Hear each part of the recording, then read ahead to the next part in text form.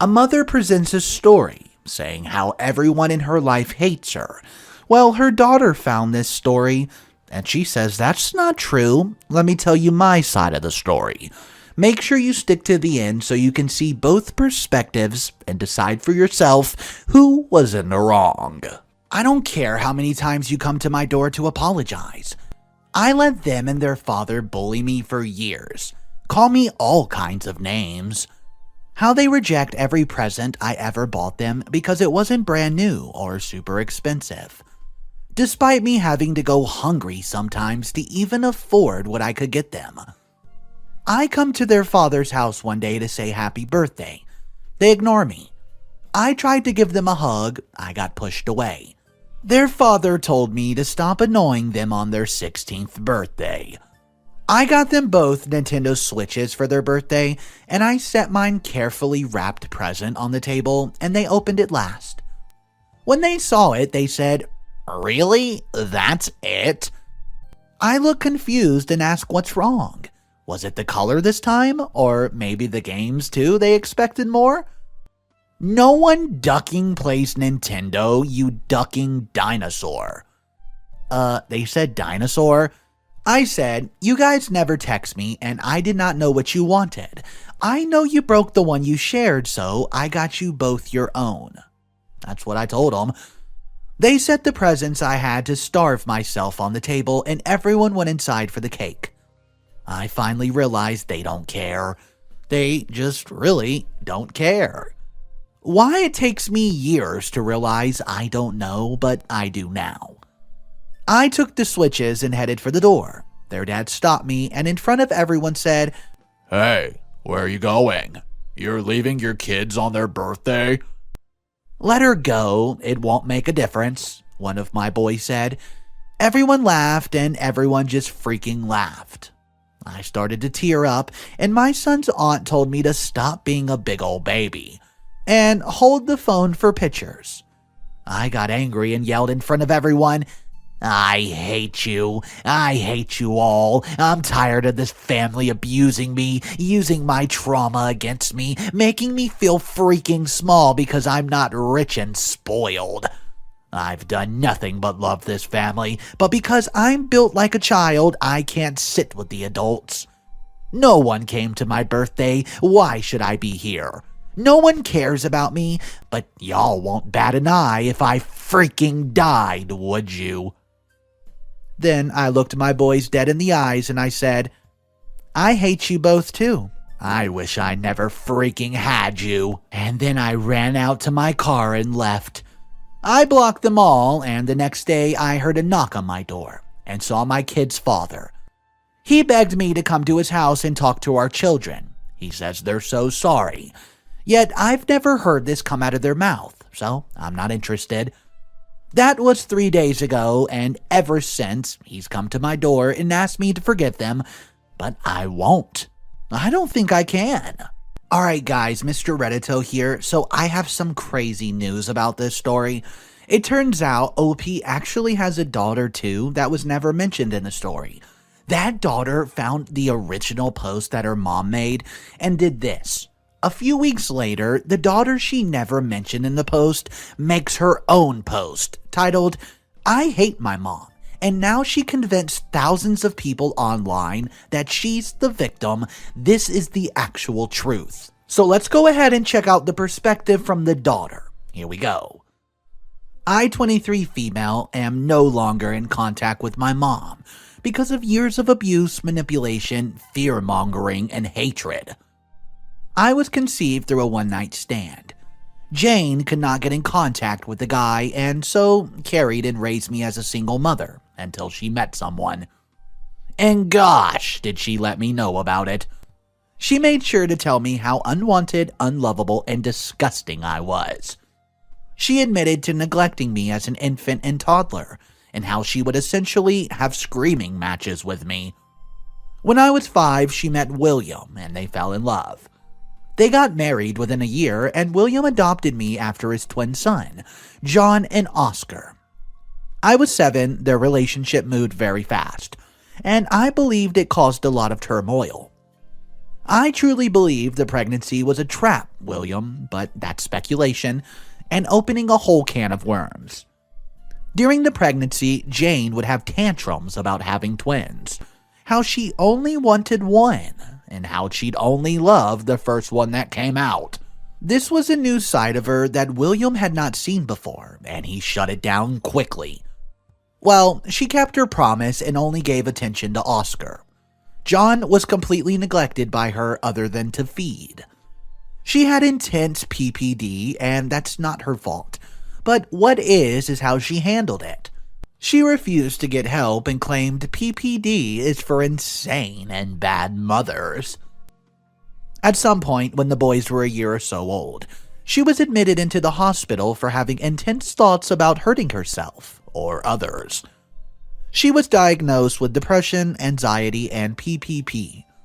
She spent 5 months in a hospital and a mental health facility. For those 5 months she was gone, I have never felt so much love from another person in my life. Bearing in mind I was just 8, but all I had known was yelling and emotional abuse. When she got out, both sides of the family had a big sit down and told her their expectations. It was all doable. Go to therapy, take her medicine, and they made her a list of emergency contacts, who she could call if she was feeling it a bit too much. She had a support system in place, but she did not use it. We moved out when William got home and found me at age 11 trying to cook dinner for my brothers, except Jane had turned the gas and electric off as punishment. Jane had locked herself in the bathroom and would not come out because John was upset. Remember, she hates John. She had also thrown a ton of stuff around in a fit of rage, because I said she probably should not take Oscar to the shop if she can't walk straight. William packed our stuff up and we left for his mother's. Jane was not happy about that. When he found out she had thrown stuff around at me, he was furious. He filed for divorce the following Monday, and the court gave him full custody with mandated visits from Jane. I remember crying myself to sleep when I found that out. We moved out of Grandma's house and into a nice little apartment where we seemed to get our life together.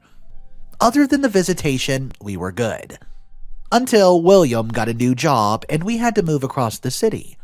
This set Jane off, who up until this point had been on mostly good behavior. We moved closer to William's sister and her family. They all knew about Jane. Aunt was on the contact list, but we all tried to move forward. Things were good for a couple years, but then I turned 16. The day after my 16th, I got a text from Jane telling me that she's moving out and that I need to pack up my stuff from my old room. I went, stupidly, and began putting things into piles. Jane just stood in the doorway and eventually began bawling her eyes out. She began apologizing for everything she's done and how she felt like a failure. This is when she told me about the emotional and verbal abuse she inflicted on me as an infant and toddler, and how she blames herself for my numerous mental health issues. This was all leading up to her asking if I could ever forgive her. I said no. I said that she may feel guilty, but she's stuck in this cycle where she's abused the boys as well. She lost her ducking mind and kicked me out. It got a little physical between us, and she ended up screaming, I'm no longer her daughter, and how she's disowning me. When I got home, I told William everything. He was furious too, went to her place and arrived back home hours later with all our stuff. I don't know what went down, and I don't want to. We filed a police report. I had scrapes and bruises, and her mandated visits were lifted. So, a weight's been lifted off my shoulders. It was like this black cloud of negativity had finally eased up. I felt so much happier. I began to focus on school and my family without dreading having to see her. We could not get an RO, but she kept her distance. She would send birthday and Christmas cards, but we were never reciprocated. The boys know a bit about what went down, but William was very frugal with what he told them. He said he did not want to inflict unnecessary emotional damages upon them. Then, on their 16th birthday, she shows up. Which was weird because she never shows up to anything. I kept my distance and stayed in the kitchen, but I could still see and hear everything. I was shaking in fear and had to run to the bathroom at one point. She had bought them both Nintendo Switches. They both opened her present last and both quietly thanked her. There was no insults being thrown around like the original post stated. No one said, quote, "Let her go, it won't make a difference." The atmosphere was stifling. In fact, it was Jane who yelled and insulted first. She called the twins ungrateful brats, and the second she stood up to yell, William and Auntie began to push her outside. As she was being pushed, she points at the twins and yells, "You're both ducking, ungrateful, unlovable little beep! And my biggest regret is not aborting you when I have the chance." The part was naturally ruined at this point, and the boys are both totally emotionally destroyed. William left at one point to go and talk to her because she had blocked William, the only one who has her number, but I don't know the specifics. It's been a few weeks since the incident, and the boys are both destroyed. Oscar has become a recluse, and John is not eating. I'm furious. So, I'm sorry for making this long. I'm just mad, traumatized, and upset by the whole thing. Okay, that story was crazy. Here's the top comment with someone else who replied. The first post sounded like someone who's trying to justify their crappiness by trying to sound like a victim as much as they can. Still doesn't come out without fault. Here's the second comment that replied to that. Well, that's my vibe as well. She started with an event, telling her children she wished she never had them, which she had been rightfully condemned for, and works backwards to try to make it justified. But it doesn't work, because, quote, "I wish I had aborted you," just doesn't get a justification. Guys, let me know what you think about that. I agree with that. Drop your comments down below. If you've ever been in a similar situation or you have a story you want to share, drop it down below. I try to read every single comment. Alright, our next story on the day is the final of the video. A woman's parents want to adopt her ex-fiancé. Sounds crazy, that's because it is. Let's get right to it. I'm a 24-year-old female, and my ex-fiancé is also 24 and male, and I were together for 7 years. He proposed last fall, and we mutually decided to break up in May. He's always gotten along incredibly well with my parents, especially my father. They always treated him like he was one of their children, and my parents have always told him he's part of the family.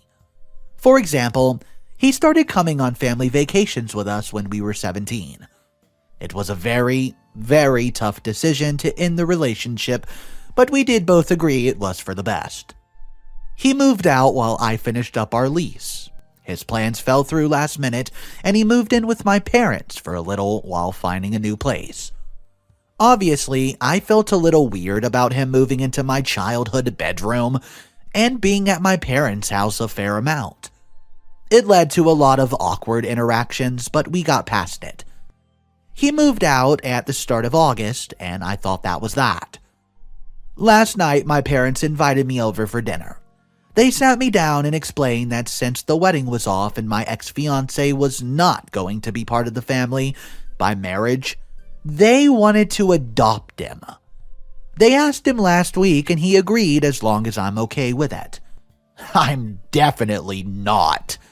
I told them I'm not really comfortable with that, and they started telling me that I'm keeping them away from their son. WTF?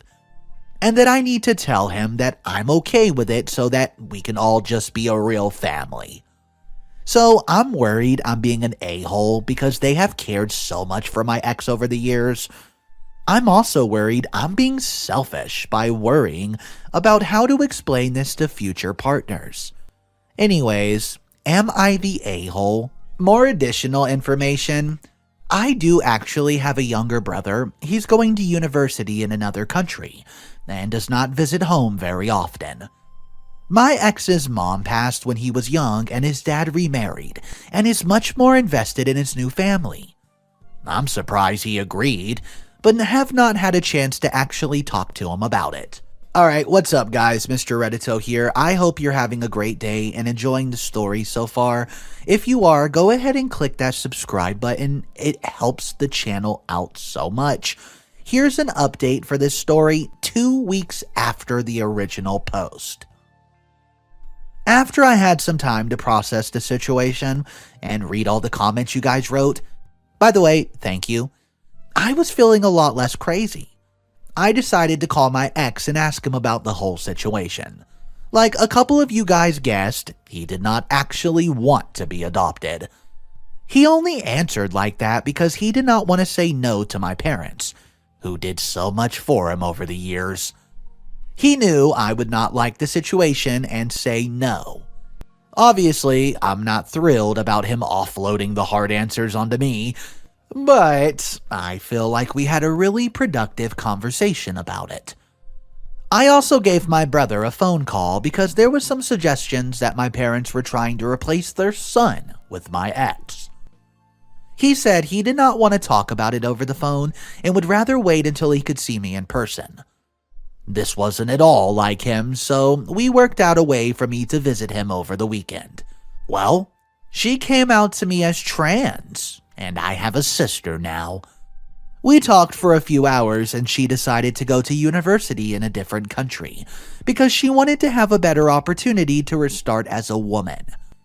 She was planning on waiting longer to tell us because she was being hypercritical of how well she passes and did not want me and my parents to just see her as a man in a dress. She actually passes really well, and I'm very proud of her. She ended up coming to our parents at the beginning of the semester because she was going to change her preferred name in the school system, and my parents have access to some parts so they can help with the tuition. She asked them not to tell anyone else so that she could come out to the people she wants to. She thought they took the news very well until this situation broke out. Her therapist has suggested that our parents are going through a grief for having their son. The insanity of wanting to adopt my ex could be a part of that. My sister gave me permission to tell all this to my ex-fiance, and together we all agreed it's best for us to go low contact for the time being. Okay guys, so the major majority of the people who watched this original thread all said not the a-hole. But I want to know in your exact opinion down below, do you think OP was the a-hole for this situation? My opinion, I say absolutely not, but if we don't agree, that's okay. Drop your thoughts down below, guys. Thank you so much for tuning in today. That's all the content I have. Don't forget to hit that subscribe button, and I'll see you in the next video.